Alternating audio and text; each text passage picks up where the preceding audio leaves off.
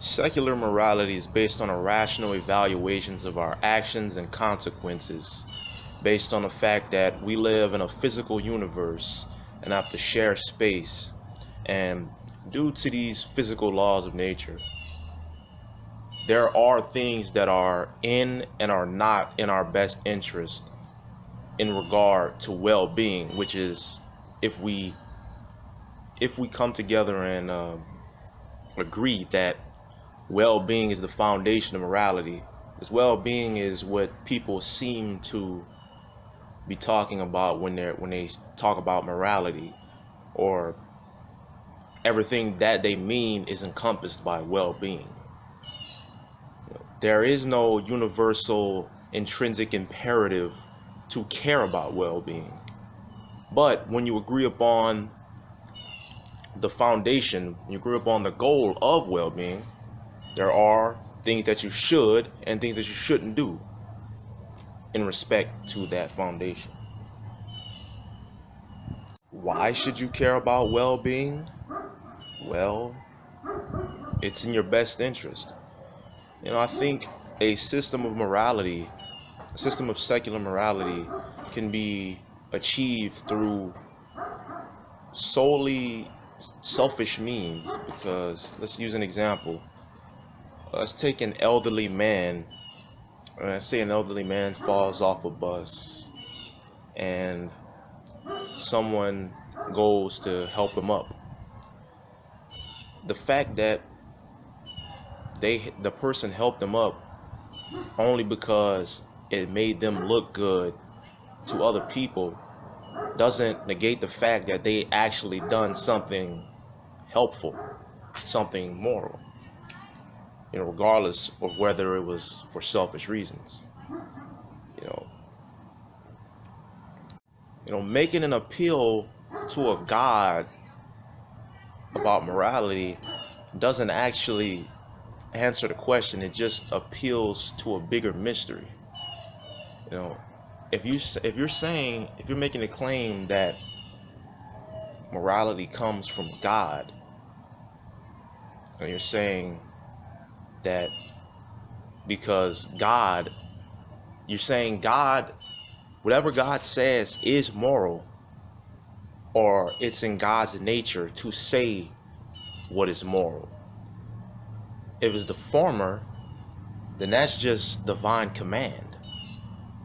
It's basically saying if whatever God says is moral, meaning that it can change, meaning that God can just say, oh, rape is moral, and killing is moral, which doesn't solve the question, or doesn't solve the problem of objective morality. It doesn't solve it. It's still subjective. I don't think there is absolute morality. But anyway, and the latter, you're saying that it's in God's nature to say what is moral. Well, in that case, what is moral regardless of whether God says it or not. So the God is irrelevant. I'm not a moral relativist, meaning that different cultures dictate what is moral. I'm a moral objectivist, meaning that when you come to the conclusion, when you come to the foundation that you agree upon a foundation of morality being well-being, right? It's situational. Different things are moral in different situations.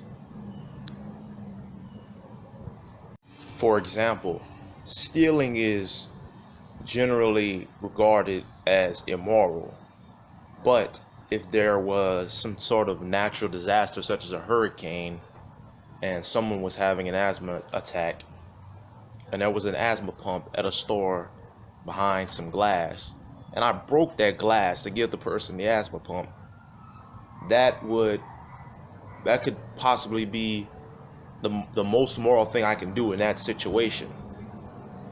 You see, morality is not about this strict, rigid, code. It's about, evaluating and analyzing,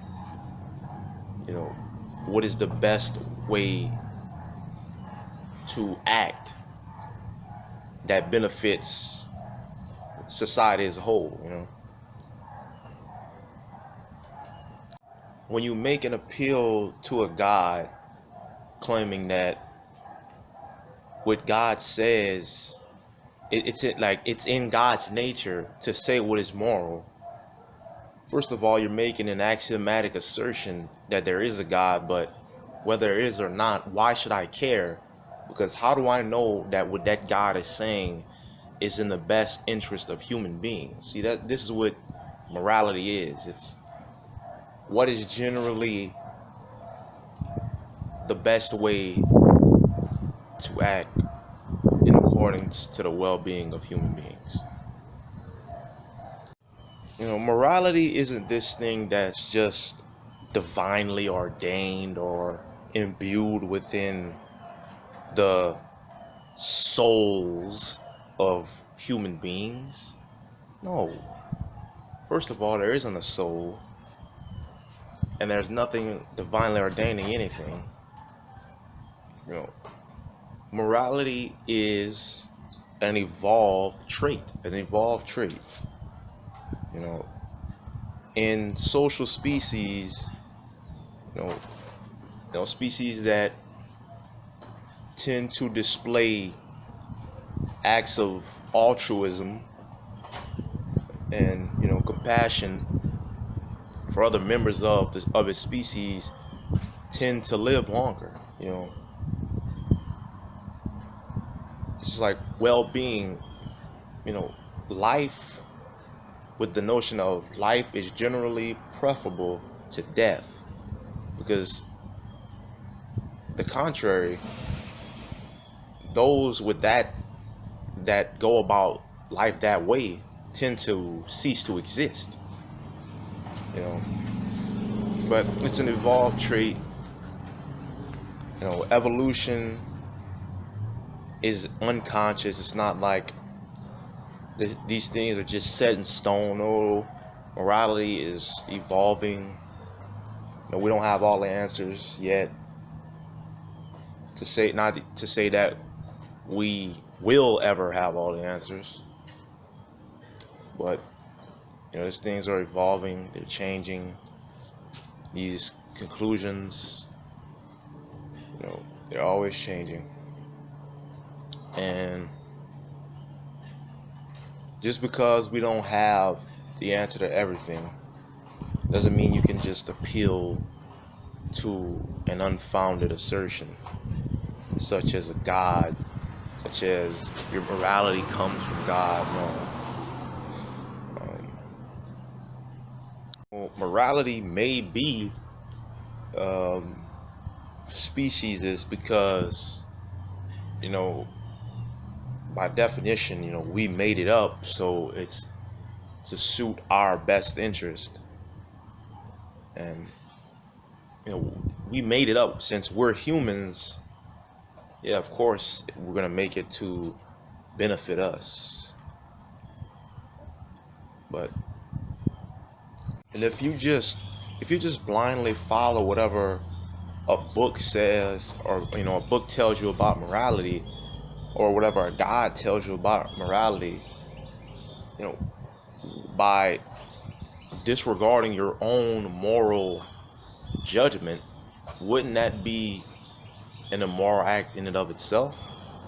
Because, let's you think that, let's say, killing is immoral, and then God tells you to, go kill your neighbor, or go kill the fucking mailman, and you do it. Well, you just say, "Oh, God told me to. God, whatever God says is moral."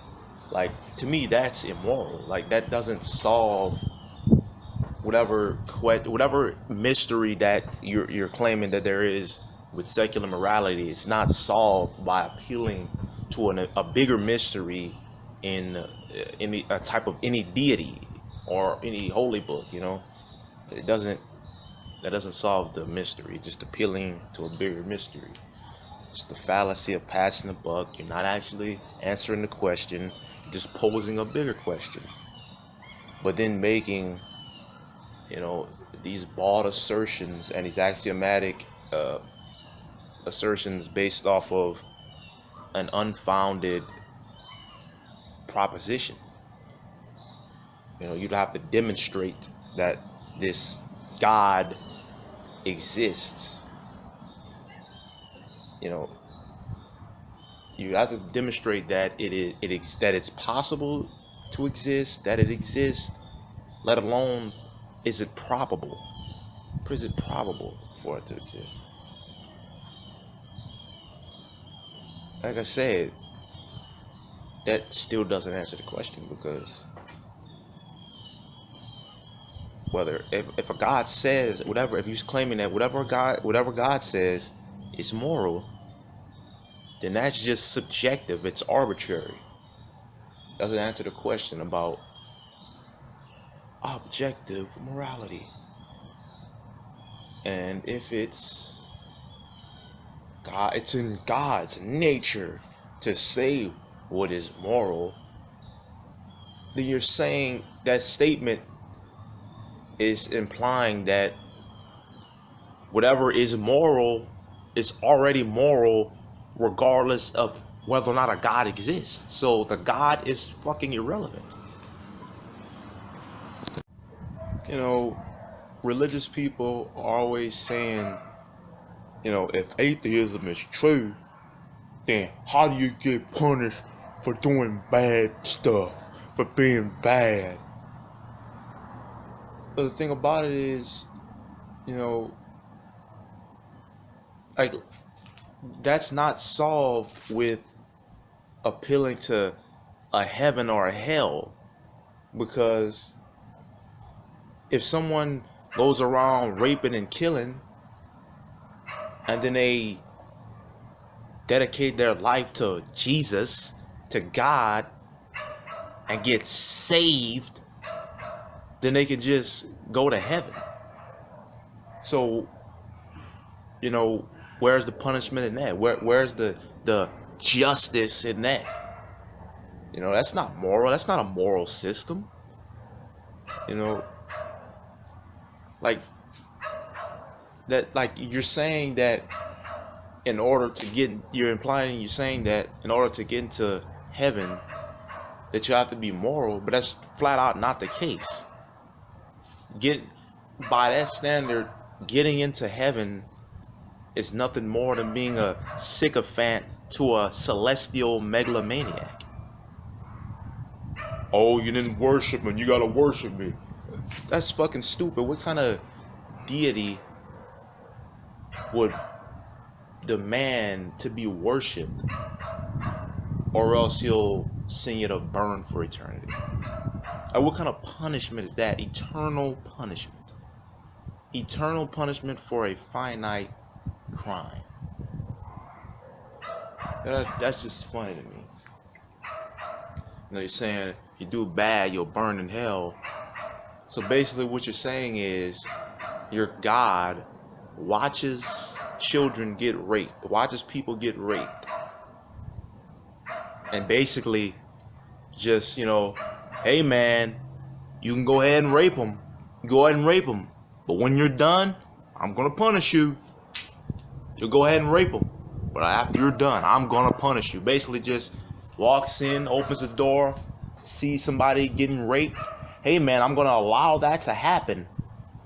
But hey, when I close this door and you're done, I'm going to punish you. Hey man, I'm telling you, I'm going to punish you. Closes the door, lets it happen. That's basically what you're saying.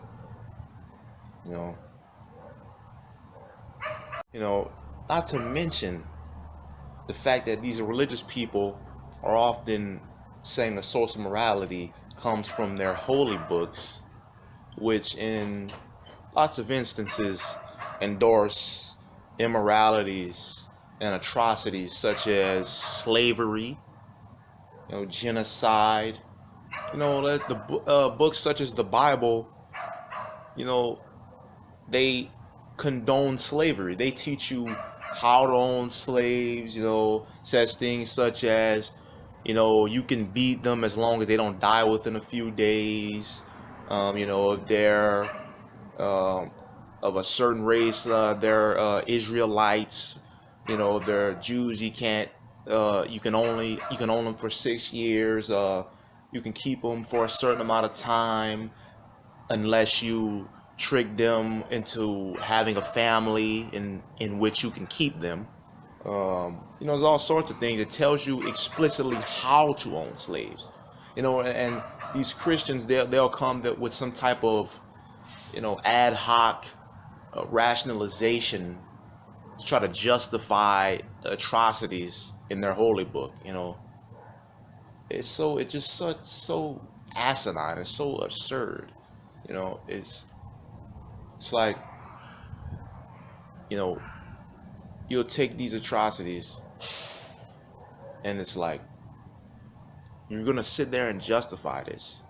You're going to go against your own morale. Like, like, I can't, it's hard for me to believe that you condone slavery. No, that's just cognitive dissonance. That's just this knee-jerk reaction, to your beliefs are challenged. Your core, deeply held beliefs are challenged, and you have evidence which, comes into conflict with your beliefs, and you're trying to make it make sense to you. That's why you justify. I don't think, it's hard to believe that, you just flat out justify slavery. You justify rape. These Christians will come up with these ad hoc rationalizations, trying to justify, well, that was the Old Testament and it was all changed in the New Testament. No, it wasn't. Jesus said, no, Jesus didn't say anything about slavery being immoral. In fact, in the character of Jesus in the Bible said that slaves you must obey your earthly master. That's what it says, right? And it's not like I'm making this stuff up. You can actually go look in your own holy book if you want to. These things, they are said in there, but they'll come up with some type of rationalization like, oh, God was saying that because he knew that it was in human nature for humans to own each other. And so he was just basically saying, they're going to do it anyway, so I'm going to make it, if do it this way if you're going to do it, right?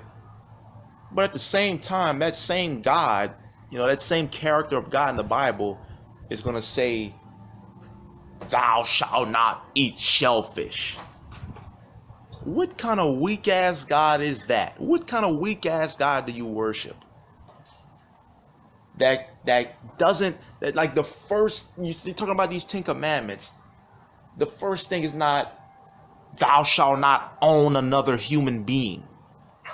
So he can't say it's immoral to own another human being, but he can say, don't eat shellfish. He can say, don't wear clothes of different mixed fabrics.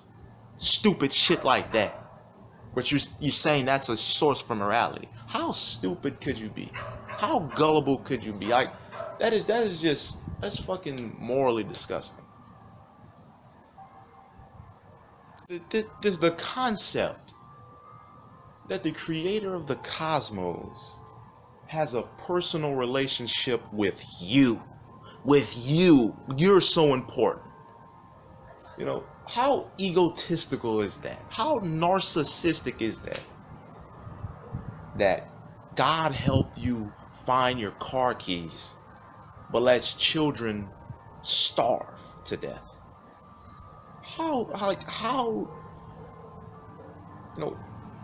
You're just so caught up in yourself. You're so important, right? The idea that the creator of the universe sacrificed himself.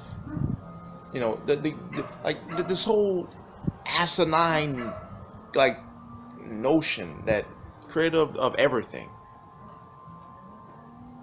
turned himself into a human being, sacrificed himself to himself to serve as a loophole for rules that he created. Like, that doesn't even make sense. Like, the whole concept is stupid, but the idea of a soul. Oh, you are that, your personality and everything that you are, it's a soul. God put his soul and he touched your soul. You know, that's funny because all of the demonstrable scientific evidence that we have suggests that it says that everything that we are is chemicals, right? It's purely physical. What your personality is the neural circuitry in your brain. Purely physical. When these chemical processes in your brain and these synapses fail, when they die, when those processes end, and everything that you are ceases to exist. Right? The fact that I can take a bat and hit you in the head and fundamentally change your personality. Like, how does that even work? So you had a soul, and then whenever you got hit in the head, like your soul split into two or some shit like that. Like, where and what point of conception does the soul even come into play? You know, does when you fucking ejaculate semen, like, does each individual sperm cell have a soul? And then, you know, what happens to the other souls? And what about underdeveloped fetuses? And, you know, does it only happen, does the soul only come into play whenever the sperm and an egg come together? You know, how does that work? You know, the thing about it is this concept of heaven. Eternal what? Worship? Is eternal bliss? Okay, let's say, for instance, you going to heaven, I'm going to heaven. And like, let's say my idea of heaven is, or a place where all my loved ones or whatever, right? So what if some of my loved ones are going to hell, right? So how could they be in heaven when they're in hell? Oh, well, it's just, it'll be a different, it'll be like a doppelganger. It'll be a clone of them. Well, that's fundamentally different. That's not the same. You know, eternal worship. That's just such a, like, the whole concept of worship is such a weird, like, odd concept. Like, even if a God were proven to exist, I wouldn't worship it. Like, I wouldn't even worship the ideas. You know, I don't want to even agree with the concept of worship. It's a pretty weird, pretty disgusting concept. You know, this idea of devout reverence towards an individual, regardless of their morals, regardless of their values or ideas. Like I said, I wouldn't even worship the ideas, because, like, the concept of worship is just fucking stupid. But anyway, you know, hell, you know, I just, so stupid, man. Burning for eternity. Heaven, you know, the entire concept is dumb. The entire concept. Like, not to mention the fact that it literally is flat out disproven by the demonstrable physical laws of nature. And this idea that you're so important, that the creator of the cosmos shows a preference towards one fucking quadrant of the universe. One quadrant of the observable universe. One interstellar neighborhood, one solar system, and one fucking planet, one speck, one rock floating through the goddamn cosmos. And on that fucking planet, one species of primate at a specific time. Like that doesn't even make sense. Like the fact, like that's all religion is, man. It's such an anthropocentric, egotistical, narcissistic. God is ignorant. God is a amalgamation of ignorance, of human ignorance, and a fear of not knowing or not having the answer to everything. That's what God is. You know, it's just the same thing as, you know, ancient times. Oh, they didn't know how thunder got here. Oh, look at that lightning. Look at that thunder. Look at that lightning. Oh, it must have been Thor. Motherfuckers praising Thor. Like, hell yeah, Thor. Praise Thor. It's like, motherfuckers, nah. Allah, Jehovah, Yahweh, God. It's all the same bullshit. Fuck. Jesus H. Christ. Jesus H. fucking Christ. Another thing I don't get about the whole heaven concept is, let's say you're 85 years old and you got bad knees, got a bad hip, got a bad back, got arthritis, you're diabetic, you got a whole bunch of ailments and conditions, right? You just not in as good a shape as you used to be. So when you go to heaven, like when you die in that state, so do you go to heaven as the broke down, out of shape 85-year-old, or do you go as some arbitrarily selected perfect version of you at, let's say, age 30, you know? Like, how does that work? You know, is there just this, you know, subjective, arbitrary, let's pick what I deem the prime version of Joe, you know, he was at his peak, man, at 30, bro. You know, if that's the case, then, you know, what was all this, you know, from 30 on to 85, like, what was all that time period for? You know, that was just a big fucking waste, don't you think?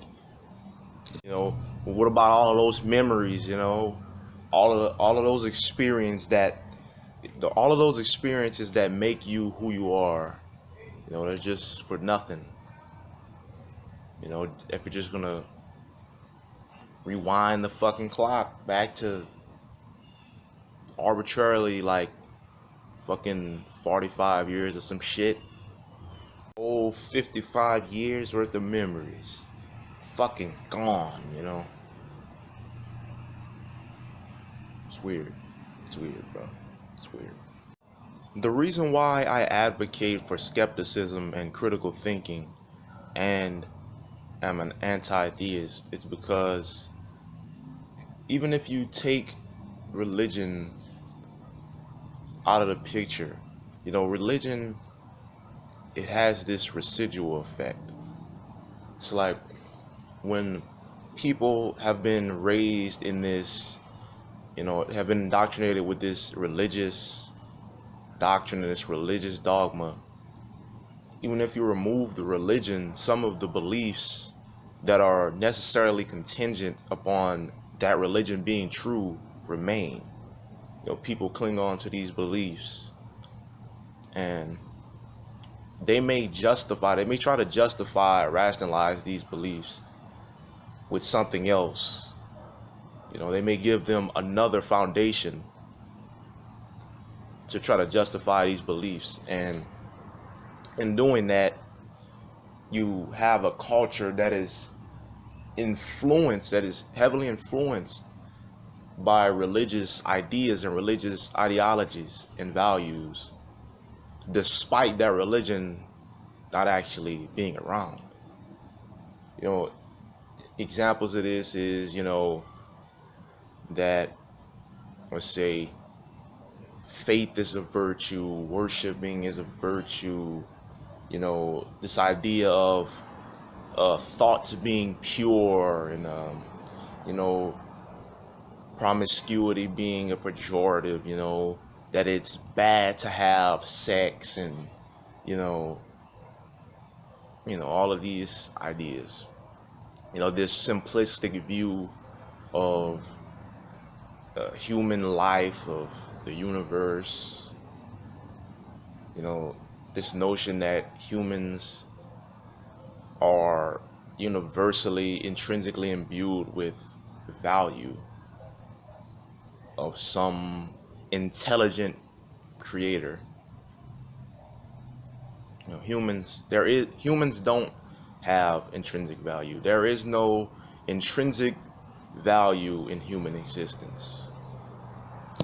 The thing about it is, religious people will take, let's say, for example, a homeless person or a person that is in a down point in their life and they need some help, and the religious people will give this person, a social group to vent their problems, people to talk to. They may give them food, they may give them shelter, but then they'll credit the religion for that. And it's like, no, the reason what helped this hungry person is the food, the physical food, not the religion. The religion is just some superstition that you just attached to, the things that actually help that person. It's like, oh, well, religion does good things. Well, those things that you're claiming that religion does, those good things that you're claiming that religion does, can be done purely and solely by secular means. It's like, basically, you can do good things with religion, you can do bad things with religion, but you can do good things secularly. So let's just remove the superstition and let's just do the good things. Let's try to have as many true beliefs and as few false beliefs as possible. Let's try to align our perception of reality to reality as much as possible, because if we do, then we make more rational decisions that impact all of us, since we are in a physical universe and we share space, and the consequences of our actions are dictated by the physical laws of nature. For example, it is not in my well-being if you slice off my head, because that's going to result in my demise. This is just a physical fact of the universe. It may be, if we are in some other universe with different physical laws, it may be the case that if you slice off my head, then I have a million orgasms and I become immune to cancer and I grow wings and fly or some shit, But that's not the case. It's like if someone's sick and they go to the doctor, and the doctor or the surgeon performs this operation, this surgery on them, and if it's successful, they'll thank God. And it's like, you're just going to ignore the fact that this doctor went through 12 years of medical school and just operated this surgery, this life or death surgery on you, saved your life. And you're just going to ignore that fact and give the credit to some unfounded assertion, some claim that hasn't met its burden of proof. But if the person dies, it's just like, well, God works in mysterious ways. It's like, the fuck? Like, what kind of shit is that? It's like, that's just heads I win, tails you lose. Like, can't fucking win. It's fucking bullshit. When you start off with an unfounded, bald assertion and use it as a justification, such as religion, you already start off with a poisoned well. You already start off with this fallacious foundation. And when you make decisions, and you make decisions based off these assertions, you're not going to be rationally justified. Like, whenever you try to, you pose this, you take this claim, you make this claim that why is something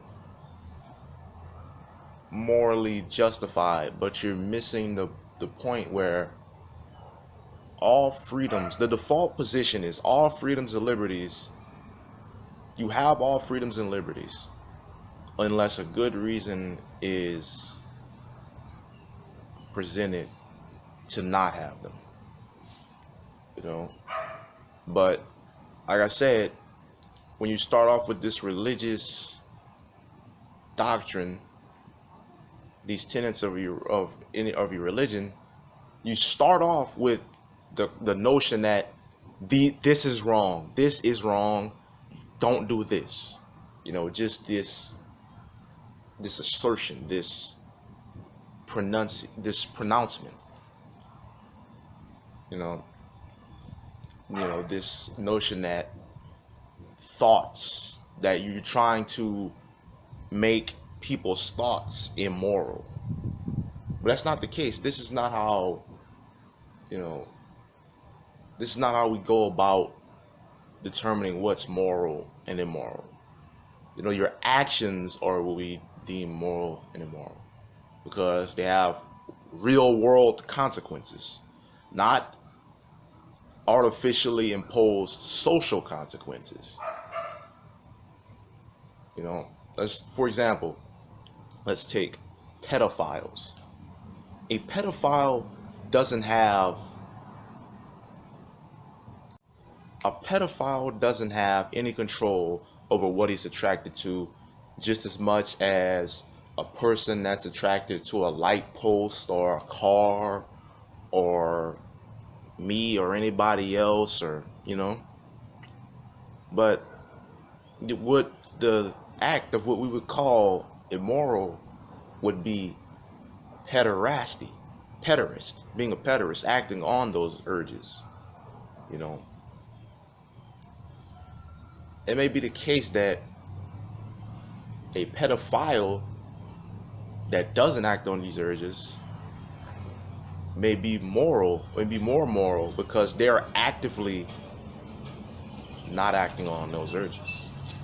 They are making a moral judgment to say, even though I may feel this way, I recognize that it is immoral to act out on these urges. But I say all of that just to say this. If God ain't real, who made rainbows? Checkmate, atheists.